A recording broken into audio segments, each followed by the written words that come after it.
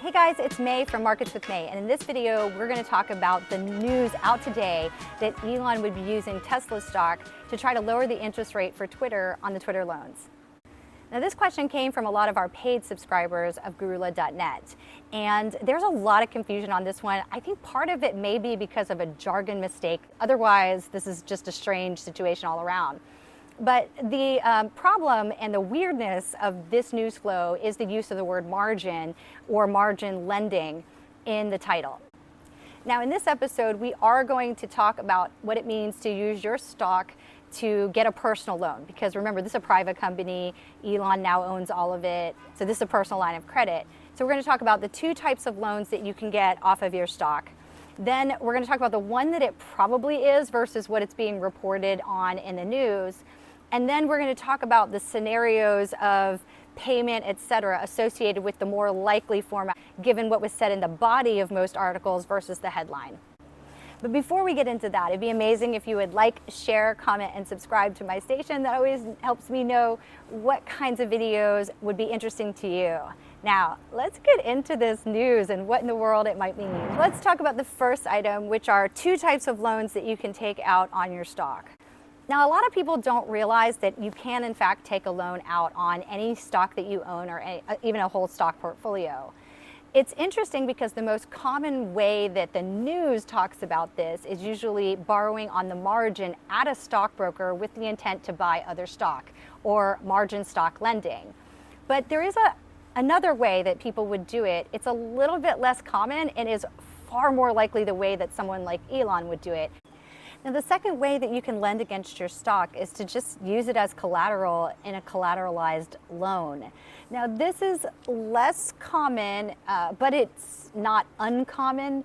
Usually, the people that would do it would have to have either larger portfolios or they would have large slugs of stock and somehow also not be liquid. It is a little bit less common, but it absolutely does happen, and it typically happens for stocks with a larger market value, great established earnings. The company itself doesn't have a zero potentiality, as might be the case with startups, but it is a legit, absolutely existing format of financing available to people that just have a lot of stock. Now, the terms have not come out, but the reason it would make more sense, in my opinion, from Morgan Stanley's perspective, I think it was better to do the collateralized loan, because the margin loan, you are going to have to manage like a margin account with regular marks and then all kinds of stuff. Plus, if it's a collateralized loan, you can actually sell it out. So, you know, the term structures will match better. The management of the loan will match better. There's a lot more flexibility. Now, there is this small off chance possibility that it is in fact a true margin loan.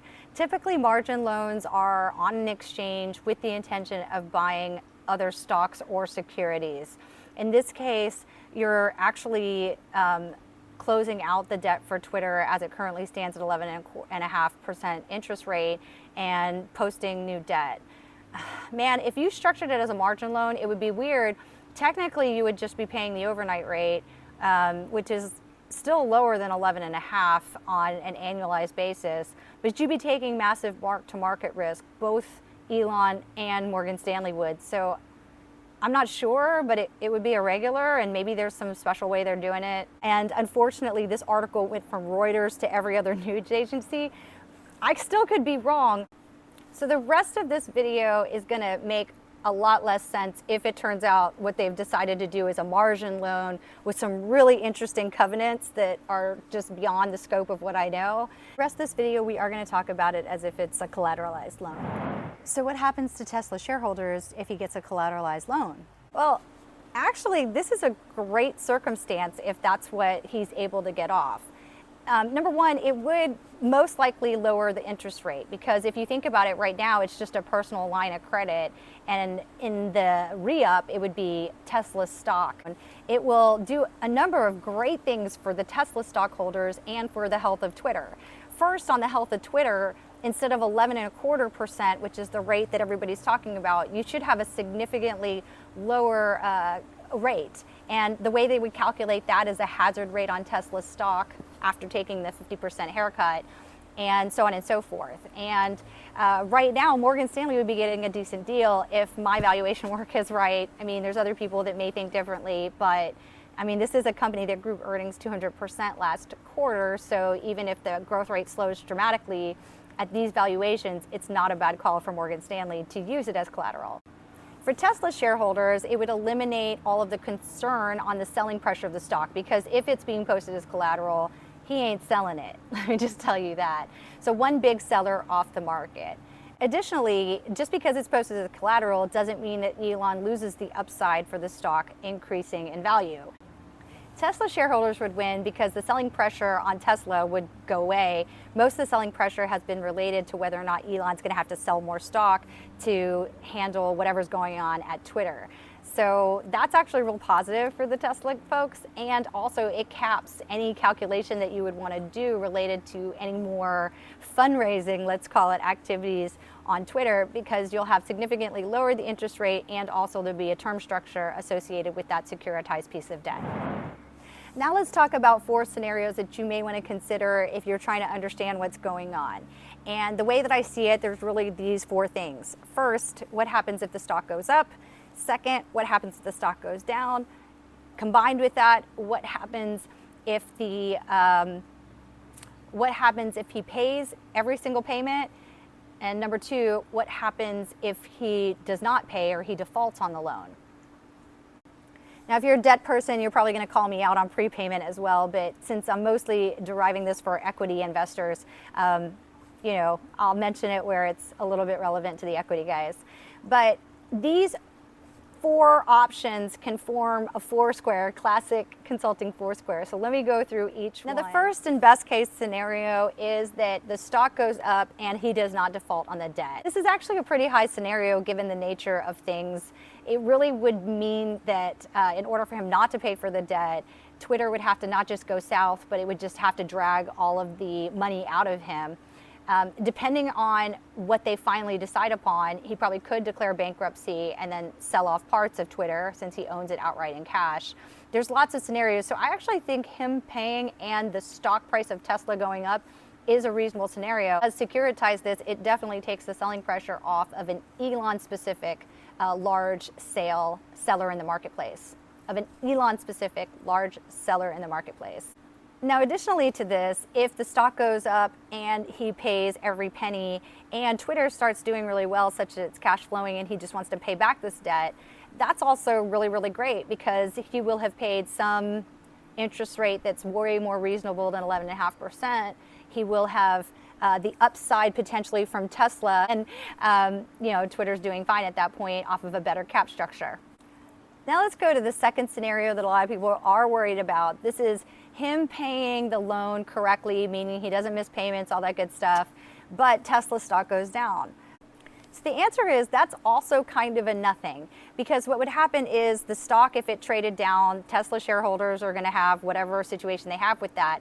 Morgan Stanley doesn't really necessarily need to sell the debt because they're still getting the cash flow from the payments. The only reason they would sell that debt is if they just wanted to modify their profile, a risk profile or otherwise, in which case probably everybody on the street would just be sniffing around that debt to see if they're actually getting some kind of arbitrage between that debt and Tesla stock. So it's mostly a nothing that would happen if Tesla stock traded down. Elon would basically still have the time horizon associated with that piece of debt to make Twitter something profitable. And as long as he makes those payments, nothing happens to him. Now, the third scenario that's reasonably okay for Tesla shareholders is if the stock goes up and Elon just decides not to pay it for some reason. Now, this would be a truly weird thing for him to do, because what would happen is Morgan Stanley would just call in the loan and they would take ownership of the Tesla stock. You'd get some selling pressure associated with Morgan Stanley selling out that position if they chose to do so and didn't have internal need to have it anyway, quite frankly. Tesla shareholders would just have the upside from the stock, so we wouldn't care one way or the other. It's just not a realistic outcome, because if Tesla stock goes up and the debt was only at this low number, he'd just as soon probably buy back the debt at par and have his stock back and not have any kind of liability associated with it. That would be my guess. So this also to me is an unlikely scenario, and if I had to tilt it one way or the other, it's not a problem for Tesla shareholders. Now the worst case scenario would be is if the stock went down and Elon refused to pay any of the payments and just flat out defaulted on it for some reason. And this would be bad because Morgan Stanley would take ownership of Tesla stock. It's non-recourse, so Elon would be unhappy, but he'd be done with it.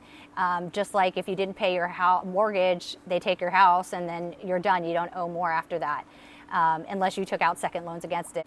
Now the reason this would be bad is because Morgan Stanley would probably immediately sell and all that stock would come out to market fairly quickly, and that would suck for Tesla shareholders. So 3 out of 4 scenarios, but really truly the last 2 scenarios I think are very low probability. The other thing with the last 2 scenarios is that there is a little bit of time associated with it. So depending on what the interest rate that Elon gets, you can get a better sense for the time horizon that it would be a problem, because you could literally just do the accounting work and the valuation work to understand what his cash burn rate will be on Twitter going forward. Given the nature of what's happening, which is Elon asking Morgan Stanley if he can lower his interest rate by posting his stock as collateral, my suspicion is the 3 positive scenarios to Tesla shareholders are far more likely than the red one that I posted just now. Additionally, I do think still, if there's some weird margin lending structure that I just don't know about, and quite frankly, the fixed income markets get really creative, so that is possible, then yeah, all bets are off. This is a bad loan. I just don't think Elon is, and we'll just have to see as this plays out, because the terms of the loan aren't open to the public yet. Now that's all I have for this episode. If you specialize in debt and you just happen to know all the answers to this, please do put it in the comments. The terms of this loan have not yet come out at the time of this posting, so I will post again once more information is known. If this was helpful to you, I'd love it if you'd like, share, comment, and subscribe. And that's all I've got for today. Bye!